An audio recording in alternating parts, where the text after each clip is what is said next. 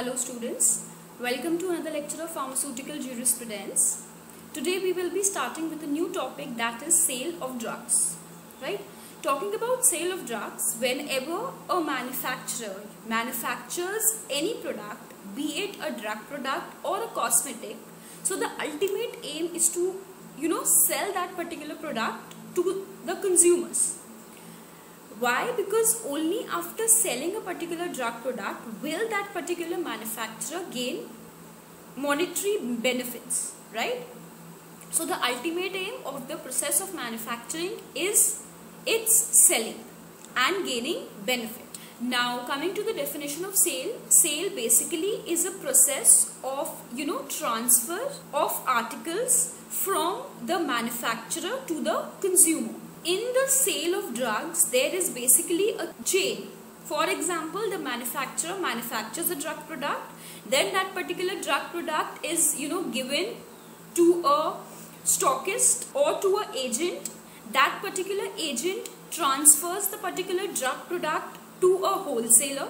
Then the wholesaler further sells the particular batch or a particular drug product to a shopkeeper or the vendor, or you can call a particular person as a retailer, and the retailer further distributes the drug product to the consumers. So this is the way how the drugs are sold in the market. Now up to the 1940s, the sales of drugs was an open trade. By saying open trade, I mean that any person, either qualified or uneducated, any person could sell a particular drug product or could sell a particular cosmetics without any license or without any restriction.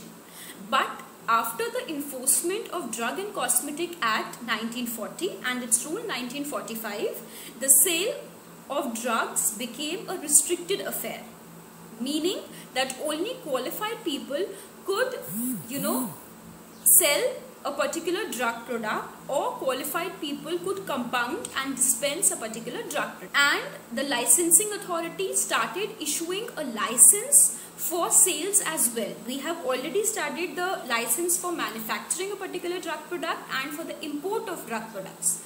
But the licensing authority also started issuing the license for sale, wherein the people having a license can only sell or distribute a particular drug product. Now talking about sales of drug product, the sale of drug product can be divided into two categories, one being the wholesale and the other being retail sale. When a particular drug product is transferred from a wholesaler or from an agent to the retailer, that particular process is called as wholesale.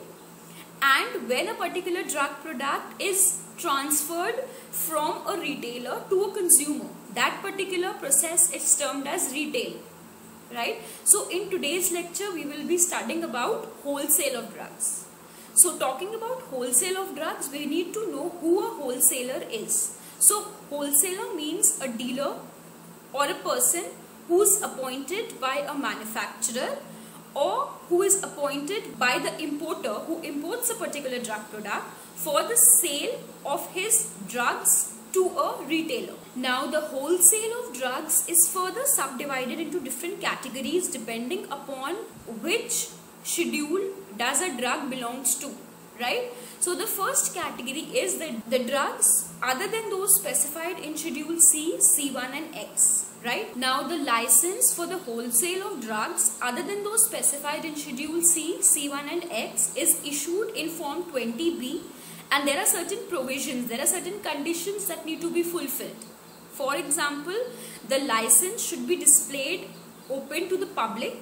Secondly, the licensee should make sure that he is complying by all the provisions which are laid down in the Drugs and Cosmetic Act and its rule 1945. Then the licensee should make sure that whichever drugs he is purchasing, he should purchase drugs only from a licensed dealer or from a licensed manufacturer. Then the sale can be made to a person holding a license to sell a particular drug product. While reselling the particular drug product, the wholesaler should also keep in mind that he is further selling the products only to the person who is having a proper license. Now the second category of drugs being the drugs other than those specified in Schedule C and C1 for the sale from a motor vehicle, right? So the first thing is that the license, it should be displayed in a prominent place in the vehicle. Secondly, the licensee should comply with the provisions which are laid down in the Drug and Cosmetic Act and its rules. Next, the licensee should make sure that he is purchasing the drugs only from a licensed manufacturer. Now, at the time of further selling the drug to the retailer, he should make sure that the retailer has a proper license. Then, if there are any changes in the ownership of the vehicle, the licensee should inform such changes to the licensing authority in writing within 7 days of the change. And the next category of drugs are the drugs which are specified in Schedule X. So the first condition is that the license should again be displayed in an open area that is open to the public basically. Then the licensee should comply with the provisions laid down in the Drugs and Cosmetic Acts and its rules.